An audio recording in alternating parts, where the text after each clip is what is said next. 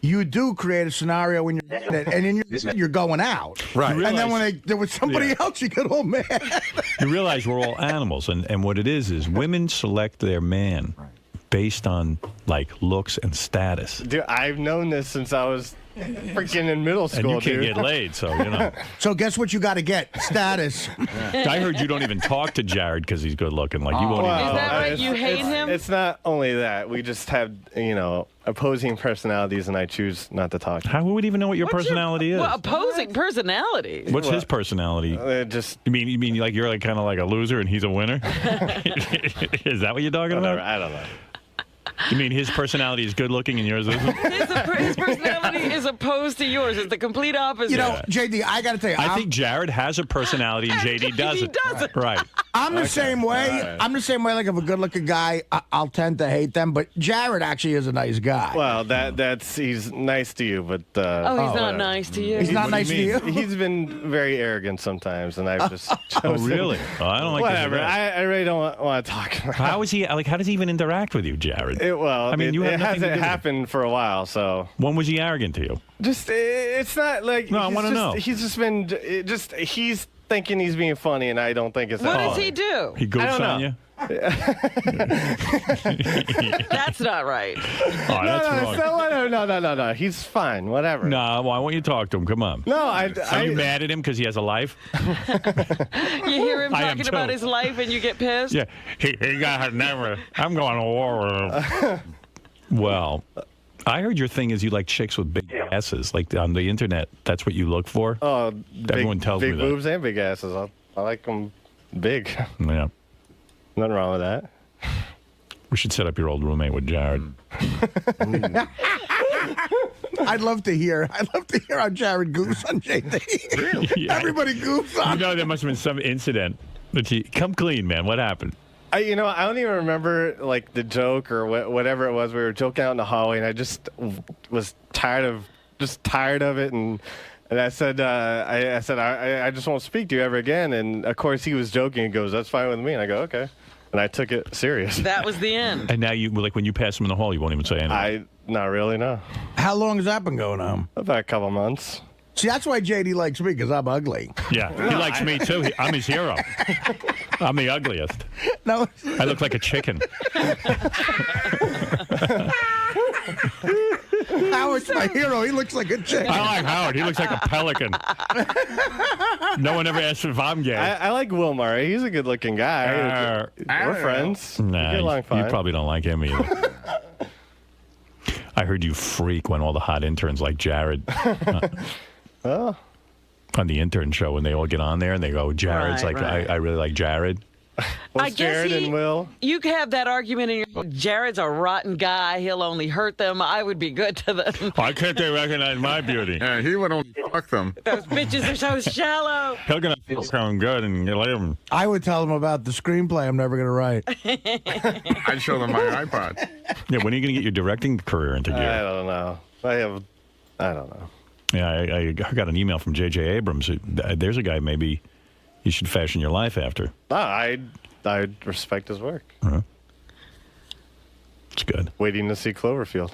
Yep. We were supposed to have a screening of that, but I can't get it Really? together. Yeah, I mean, I don't know. Because everybody's a buzz about that, too. Yep. What is Cloverfield? It's a new movie by monster J.J. Abrams, and nobody can figure out exactly what the monster is.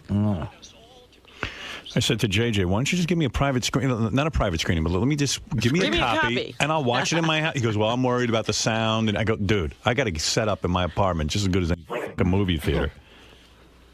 You know, which I don't, but He wasn't going for it. I don't know, maybe. I just, and then they said, well, we'll give you a copy to see, but a guard has to stand in your apartment while you watch it. Oh, that's I said, do you fucking guys really think I'm going to bootleg your dumb movie?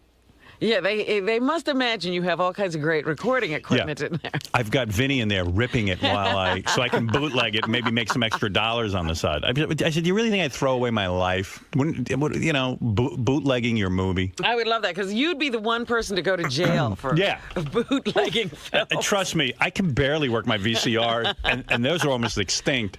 You still have a VCR? I do. I don't use it that much, though. Yeah, who's using videotape? I really don't need one. But I don't know. They seem to feel that I'm such a criminal mastermind, I might actually bootleg the video. Like, I'll have someone copy it. I'm like, Jesus, you could trust me. I'm not going to bootleg break that code in 10 seconds. People must think I'm insane. Like, they're going to let me a movie, I'm going to bootleg it. Yeah, I'm a bootlegger on this. That's how I make my real money in show business. I don't even have to direct or write movies.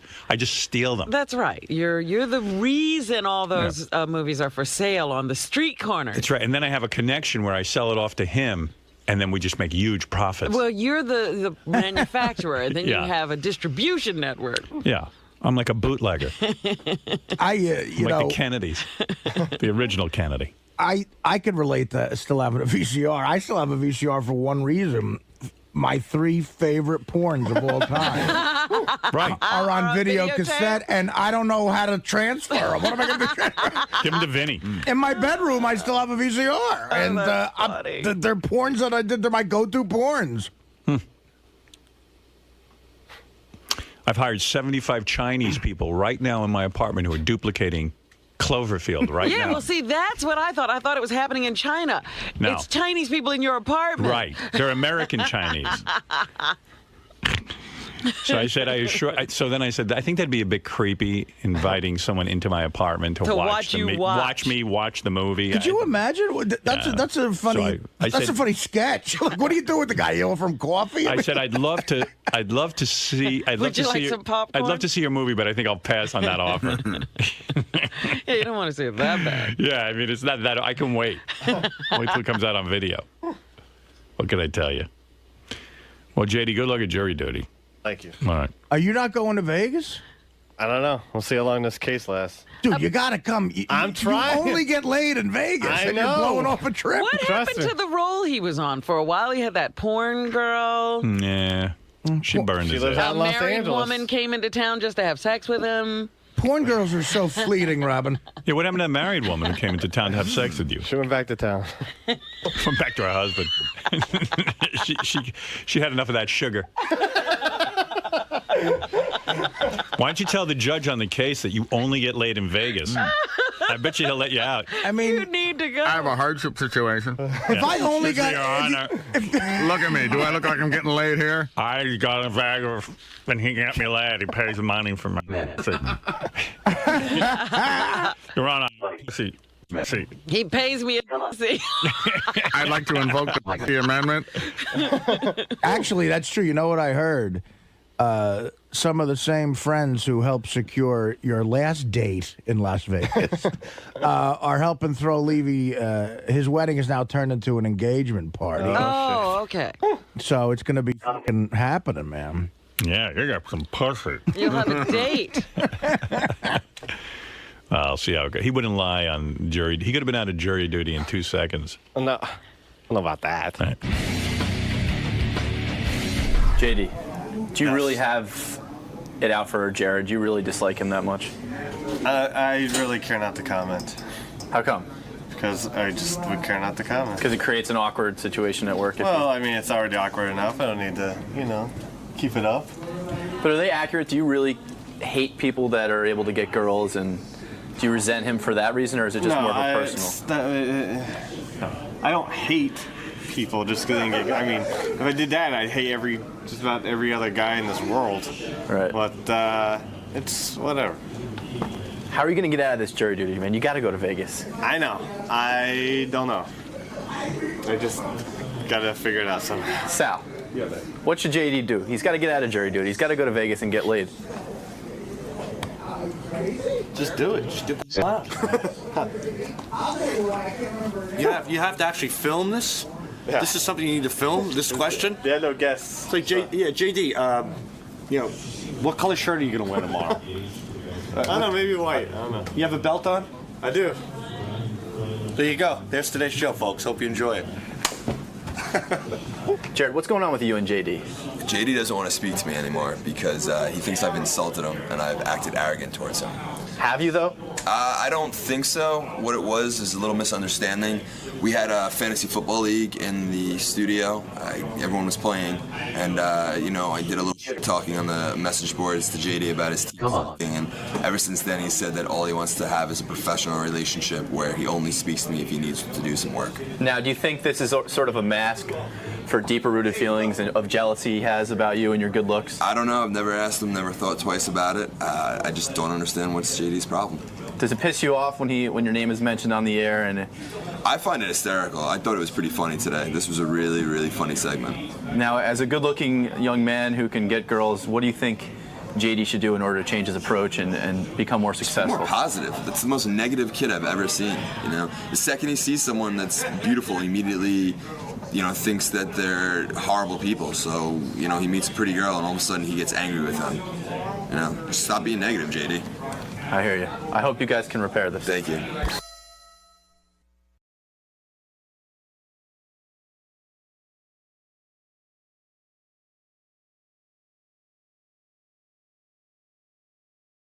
Go ahead. John from Chicago. Hey there. Happy New Year to everybody. Same to you. I thought you guys would like to know, I was at the Satai on Saturday, the outdoor bar there, Howard. Mm-hmm. Sure. And it was a beautiful day. I was there with my girlfriend. We were drinking mojitos, and we see this guy walking toward the little eating area right by the bar. I know it well.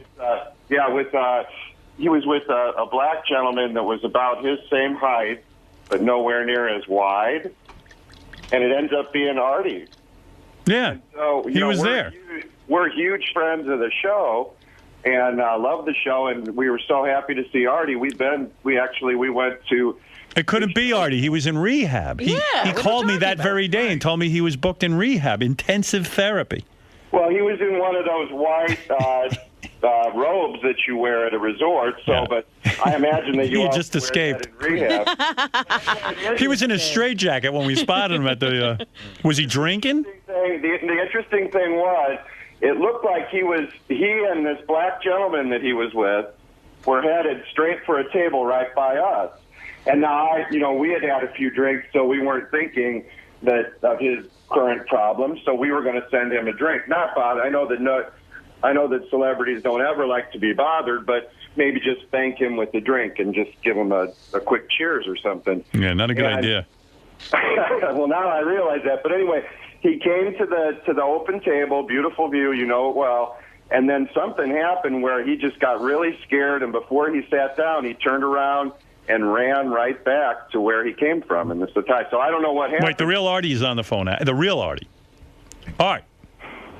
Artie. Howard, what's up, man? Hey, man. This is really Artie? I don't know. It could be tape. It's probably not. How you want me to give out your address in the Hamptons? No. How about saying today's date? Today's date is January the 5th. That's Artie, everybody. Right, so you're really talking to us. Hey, yeah. man. What's happening? Listen. I had a call because I'm getting 2 million calls that I was out on a boat with Ross. No. Ross said you weren't on the boat, but you were at the Satai in Miami when you called me and told me you were in rehab. Listen. First of all, how was the pool? I went through 8 days of the biggest of my life. Yeah. I'm using the word rehab because it's a bunch of things. It's a place where people go to get off drugs. Absolutely. I was there with a bunch of people trying to get off heroin, sleeping pills, blow, crystal meth. People can do that anywhere. Yeah, but I want to listen. I'll save all this when I come in. But you got to come in and tell us all. I don't know if Colin Quinn wants to. Colin Quinn and my sister led the most retarded. It was a more retarded intervention than when I tried to help KC out. I was held up in my, in my bedroom in my apartment, and I was out of it. I wasn't in a good way. It was 2 days before Christmas, and my sister, who's like an angel, she came to help, and she comes every day to make sure I get out of the house. And so I saw her at the door, and I look, and I see something that looks like a cop sleeve next to her. I'm like, who are you with? And she said, I'm just with Colin. And I go, well, it looks like a cop. And Colin goes, it's a fucking jacket the Army gave me. Hey, but Artie. Yeah. So I'm trying to understand what happened here. So why were you in rehab anyway? I thought you were fine. Oh, yeah, right. Were you doing stuff? What was going on, Artie? Tell us now. Was I doing stuff? Yeah, I was doing everything. Were you doing heroin? Yeah. Oh, you were? Yeah. And you wonder why we call you a liar. Yeah, well, listen, Robin. I still believe you weren't doing Would it. you lie about that or what?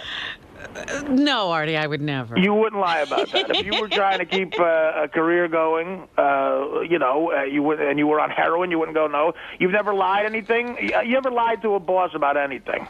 Sure, but I wouldn't tell people I'm not a liar. Enough said. But Art, how did you know? I mean, when you called me and said you were in therapy, how'd you end up in Miami? He got lost on the way to Because I left Artie this beautiful message about how proud I was of him, and then the next thing Gary calls me up and goes, "It's all bullshit." I go, "What are you talking about?" I said, "That's the other thing I'm calling about. That ass wipe Gary. It's not bullshit." No, but Gary was right. I mean, I went. It's not. No, Howard. I went to a place. Listen, I went to a place that's in South Florida, right? That Colin Quinn found for me. It's a spa, though, right? It's not a rehab. It's not a spa, no. Okay. It's a place where people go to get off drugs. It's a place where people go to try to help themselves get cured of tons of awful diseases. It's not a happy place. When you say a health spa, it makes it sound like it's a happy place. These are people. Everyone there has a lot of problems. But do they let you off every afternoon? It's not a lockdown, but I didn't go anywhere for 8 whole days. The problem is, I was supposed to, what do you want me to do? I'm not going to move there. No, but I went there and I. But Art. What? So the day that I called you to congratulate you on being in rehab, where were you? Someone told me they saw you at Nobu. Yeah, right. That day I was in Miami. But, so you called from the Satai. But listen to say, Howard, I'm in rehab. Right now. What? I'm in a hotel right now. It's a nice hotel in Miami, but I'm not. Oh, you are? Oh, you're not at the Satai. So why aren't you at work? Why are you in Miami? Because I'm still doing treatments at the place. I couldn't deal with staying at the place anymore after 8 days. I didn't love the room I was in. I kind of You see, this is the kind of rehab you have to have. Everything has to be the way Artie wants it. Listen, Robin, if you knew what I paid for this fucking rehab, I would have said to myself, where's the butler, for Christ's sake? So when you went I dropped a lot of money going here. My sister came down for 4 days just to make sure I didn't go anywhere. So but isn't Miami far from the rehab? It's like 75 miles. It's about an hour. An hour. Yeah. So for 3 days, I've been commuting back and forth. But I would rather do this than stay there at night. I've been dealing with a psychotherapist there. I saw a psychotherapist 4 times. I've got stuff I can relate to Robin with now because I've had 3 colonics. I've had wheatgrass implants and all. Did shit come out? Did they make you watch what comes out of your ears? Yeah, I did. I saw it. What came out? They positioned that mirror for you. It looked like Do you like it?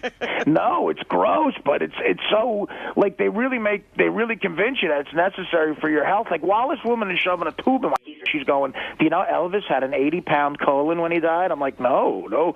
And, did you really lose 20 pounds? Yeah, I lost 20 pounds. Well, here's what happened. As soon as you get there, they take blood work on you. So I was scared to death of that. That's why I've never gone to the doctor. I'm scared to death of blood work because of my liver. Mm-hmm. So they took blood work because my sister insisted. So I was like, all right, I'll just see what's going to... I thought they were going to say, look, you got 3 weeks to live, So what did they find? They found that I have insanely high cholesterol, which I sort of figured. I have a way higher blood pressure than I normally do, which I figured. But the only positive news sort of was there's 6 liver enzymes. All of them were fine except for one, and that happens to be the most important one, but that was through the roof.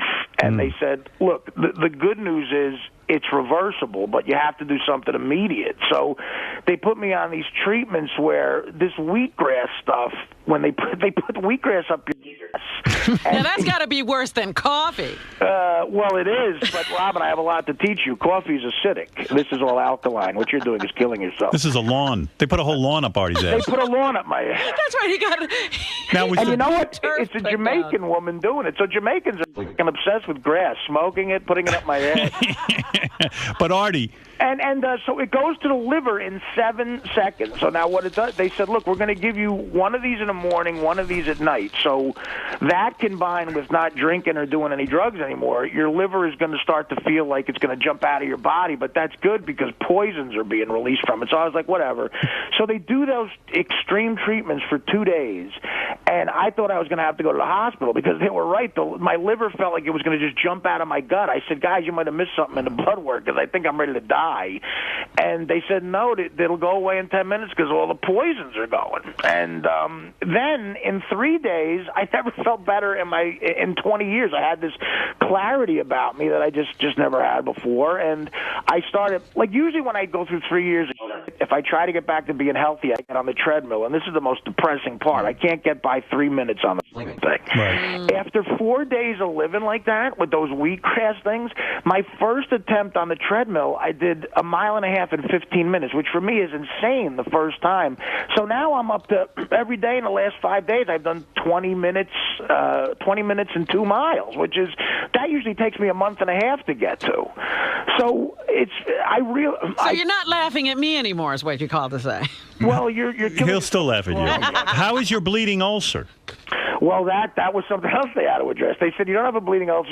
They use that word. I guess they agree with the Sarno thing because they said, listen, you have what a doctor would call insane. What is it? The B feedback. That you're all stressed acid out. Reflux. Well, yeah, acid reflux. That's the word they use. Yeah, that's something Sarno talks about. People laugh about that, but they said, look, the psychotherapist is going to get into that with you. And they go, usually this place isn't going to give you any medication for that, which is, I